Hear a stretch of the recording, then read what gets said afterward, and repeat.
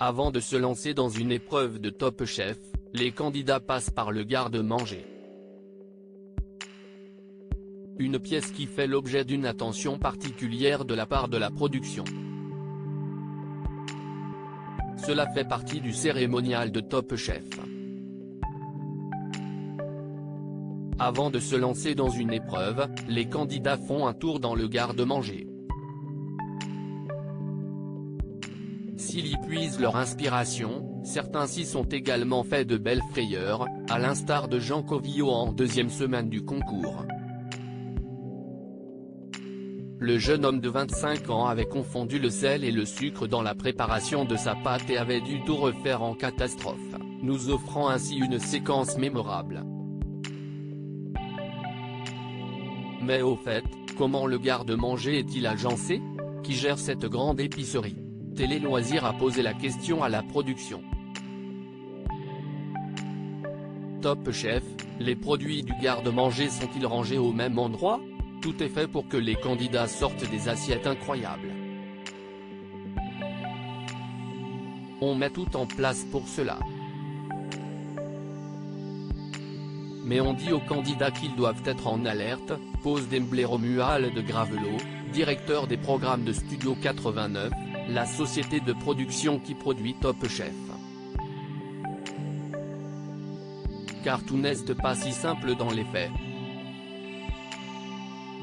Il y a un gros piège mis en place par la production. Ce n'est pas un piège pour les candidats mais parfois, ça les piège, ajoute-t-il. Toutes les huiles et tous les condiments sont disposés dans des ports transparents, parce qu'on n'a pas le droit à les montrer à la télévision et que si est plus joli. Donc on reconditionne. Mais comme on n'est pas vache, sous chaque pot, il y a une petite étiquette qui en indique le contenu.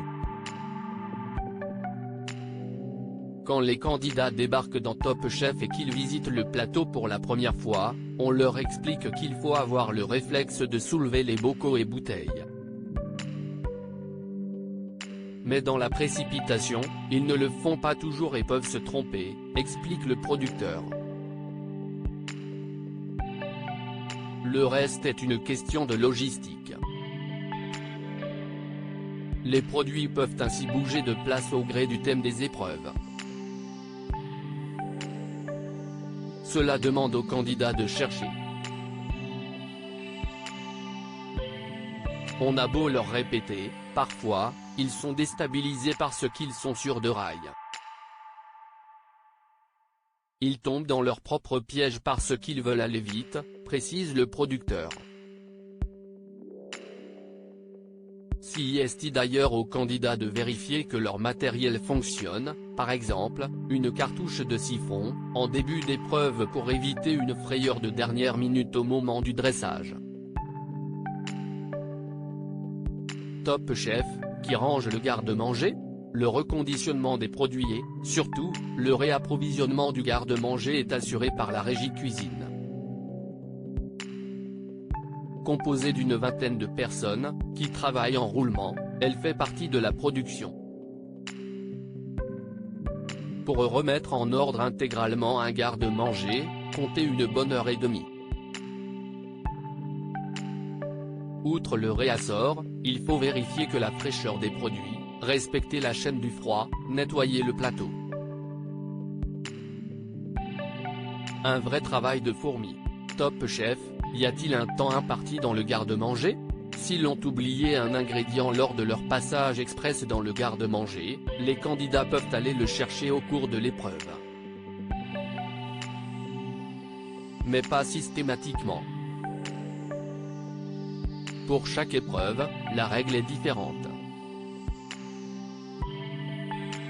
Pour certaines, très rares, ils ont 5 minutes et ensuite le garde-manger ferme. Pour d'autres, il reste ouvert et les candidats y vont quand ils veulent.